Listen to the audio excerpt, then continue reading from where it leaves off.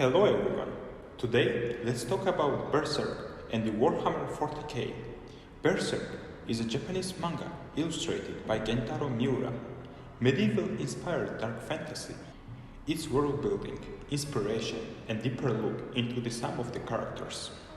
The story centers on the character of Guts, a lone mercenary, and Griffiths, the leader of a mercenary band called Band of the Hawk. Recently, I've been reading more books in grimdark fantasy genre, since it is one of my favorites, and came across Warhammer 40k. I'm relatively new to the Warhammer 40k universe, but similarities between it and Berserk were obvious. And before I start talking about them, let me explain a little bit about the Warhammer 40k world. 41st millennium, where humans created Imperium, expanded through the galaxy and conquered other planets. Emperor of mankind, who has led humanity into this uplifting and progress, is treated like a god. After getting wounded, he has sat immobile on golden throne of Earth, a mere rotten carcass withering invisibly with the power of Dark Age of technology. Mighty battlefields cross demon-infested miasma of the warp, the only road between distant stars, their way lit by the Astronomica, the psychic manifestation of Emperor's will. Through the immense galaxy, there are different fictions alongside the Imperium of Men, and one of those fictions is Chaos, known to its servants as the Primordial Truth, and to the Imperium of Men as an archenemy. The Chaos realm, known as the Warp, is the immaterial, mankind's solution to the problem of faster-than-the-light travel, an alternative dimension of purely psych energy that echoes and underlines the familiarities of 4 dimensions of the mortal universe. It is a source of psychic power, and since humans have little understanding of it, it is sometimes called sorcery or magic. It is considered to be dark reflection of the mortal universe. The world is an ocean of chaotic psych energy, raw emotion given physical form. Much like Warhammer's 40k Chaos realm, Berserk's Astral World is also located in the realm outside of mortal world, an afterlife in which creatures of legends reside, and expanding downwards into the depths of primordial forces.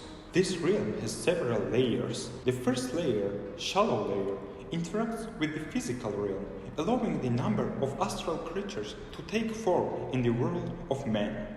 Second layer, Clipos, is a layer of astral world that is home to the creatures created from the humanity's collective thoughts. Such residents of this realm include trolls, ogres, and many others. The third, divine domain, is the deeper layer. There exist ethereal beings so profound and dissimilar from most others as to be considered divine. Such beings include angels, demons, and gods. Last, we have a swirl of collective consciousness of evil, where beings like godhands exist. Both Warhammer's Chaos realm and Berserk's Astral World interact with human mortal world, and this separation can be bridged through the places. When this occurs, humans have to witness the nightmares that they could only imagine. As human consciousness can't explain spirit world, it is disregarded as magic world, and its effect on human world as a sorcery. Both material and immaterial world coexist together. In both Warhammer and Berserk, human consciousness affects spirit world. In a way, it is reflection of a human emotion, consciousness, and fantasy.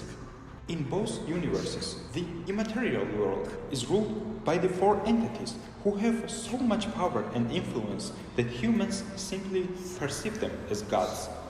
The godhands have a lot of common with the chaos gods. While godhands seem to be working together, chaos gods constantly battle each other.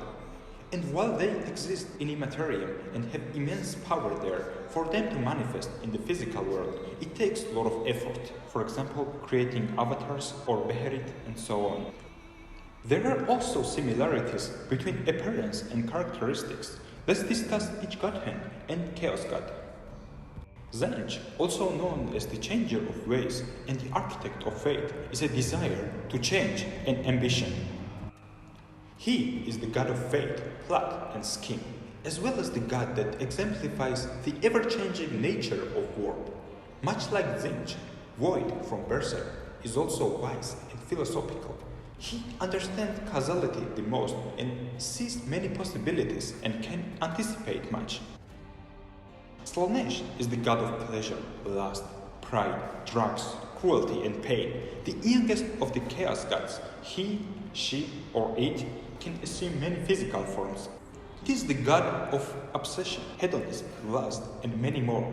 It is also god of perfection, beauty and pleasure. Slan from Berserk also thrives on cruelty, pleasure, desire and drugs. Similar to Slaanesh, she is the youngest. Among the god hands and chaos gods, Slan and Slaanesh similarities are most obvious. Nurgle, the plague god, is the god of disease, decay, despair, death and destruction. In particular, the emotion of despair in the mortals empower the plague god. While Nurgle is the god of death and decay, it is also god of rebirth. Decay is simply one part of the cycle of life, without which no new life could grow. Destruction and decay is necessary to build future and for the mortals to experience life to its fullest. Only in death there is life. Regeneration comes from decay, just as hope springs from despair. The greatest inspiration comes in the darkest moments. In times of crisis, mortals are truly tested and driven to excel. Similarly, Conrad in Berserk is seen spreading pestilence to the mortal world.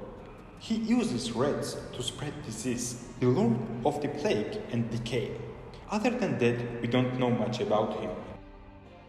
Last chaos god we have is Khorne, lord of blood, war, violence, destruction.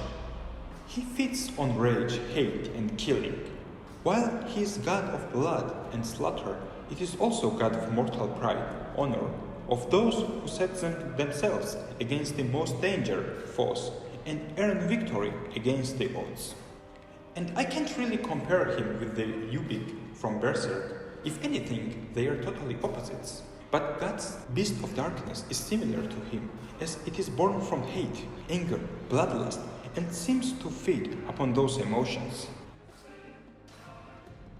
As for Ubik, he is somewhat similar to Tzeentch. With his talkative personality, he convinces apostles to accept sacrifice, tempting to accept beherits. He manipulates and twists the truth to push his victims closer and closer to accepting the deal. As for Phantom, Griffiths, it is not clear to me. With his goals, ambitions, and to perceive the flow of causality, I would say he is somewhat similar to the Emperor of the mankind, as kind of a protective figure, both of them sacrificing much for the ambition and dream they believe in. But both characters are enigma, and talking about them will be mere speculation. So, as we can see, Miura's Berserk got a lot of inspiration from Warhammer 40k world. In both universes, mortal and immortal world are separated from each other but exist next to each other. Both worlds are in constant influence. Beings there are created and sustained by the emotion and collective desires of every sentient being of mortal universe. Godheads, despite them once being humans, are a manifestation of human emotions. While in Berserk universe, they are perceived only negatively based on the similarities with the Chaos Gods, we can argue that they can have a dual role in the world. Slan can be cruelty, pain and lust, while at the same time beauty, pleasure and perfection. Void and Ubik can be deceptive and lie, while at the same time knowledge and enlightenment. Conrad can be decay and death, and at the same time life. And Beast of Darkness can be madness, anger and hate. But as we can see in recent chapters, God somewhat manages to conquer it. And rather than think about revenge, he focuses on protecting what's important to him.